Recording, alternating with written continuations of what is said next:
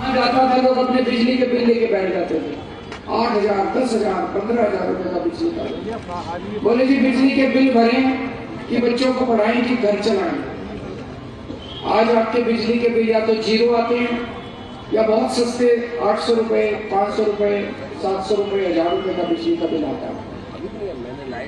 बगल में फोन करके पूछ लेना, यूपी में, हरियाणा में, गुजरात में, मध्य प्रदेश में, राजस्थान में, 20 राज्यों में इनकी सरकार है। किसी से भी पूछ लेना वहां बिजली के बिल कितने आते हैं, तो वहां ये बिजली सस्ती नहीं करेंगे। दिल्ली की सरकार के काम रोको, दिल्ली के काम बंद करना चाहते हैं, इसलिए इनको सत्ता चाहिए। इनको सत्ता इसलिए नहीं चाहिए कि आपके लिए कुछ करना चाहते हैं। पहले इन्होंने एलजी के जरिए काम रोके, मैंने आपका एक काम नहीं रुकने दिया। उसके बाद इन्होंने मेरे को जेल में डाल दिया, जेल में डाल के इन्होंने काम रोके। अब मैं जेल से बाहर आ गया, आपके सारे रुके हुए काम करवाने शुरू कर दिए पूरे दिल्ली के अंदर। जहां जहां सड़कें टूटी हुई थी, सड़कें बनवानी शुरू कर दी। जहां जहां सीवर ओवरफ्लो कर रहे थे, सीवर का काम चालू करा दिया। जहां जहां पानी गंदा आ रहा था, मैं खुद मॉनिटर करवा रहा हूँ, एक एक गली, एक एक मोहल्ला, जहां गंदा पानी आ रहा ठीक हो जाएगा थोड़े दिन के अंदर, चिंता मत करो।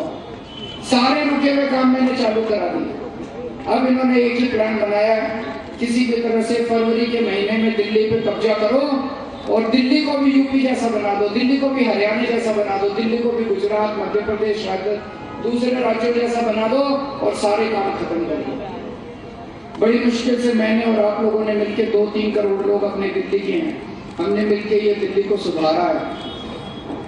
ये दिल्ली के काम बचाने का जो पूरे देश में एक उम्मीद बनी है, अपने दिल्ली में अच्छे काम करें, उसकी आवाज पहुंची पंजाब में लोगों ने हमें 117 में से 92 सीट दी।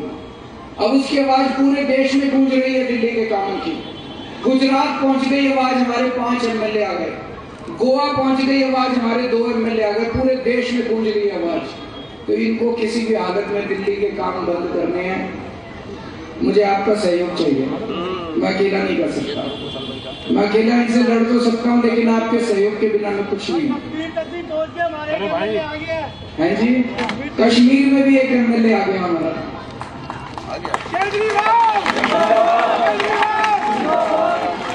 तो आप लोगों का सहयोग चाहिए, आपके सहयोग के बिना मैं कुछ भी नहीं हूँ।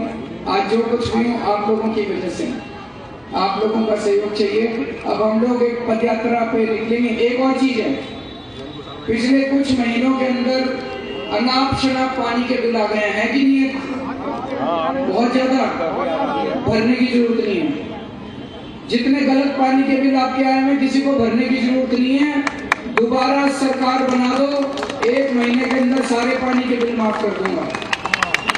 मैंने 2014 में भी बोला था आप लोगों को, गली गली में गया था, जब आप लोग अपने पानी के और बिजली के बिल मेरे को 2014 में दिखाते थे, मैं कहता था मेरी सरकार बना दो, आपके पुराने बिल माफ कर दूंगा और भविष्य में बिजली पानी जीरो कर दूंगा। करा था कि नहीं करा था?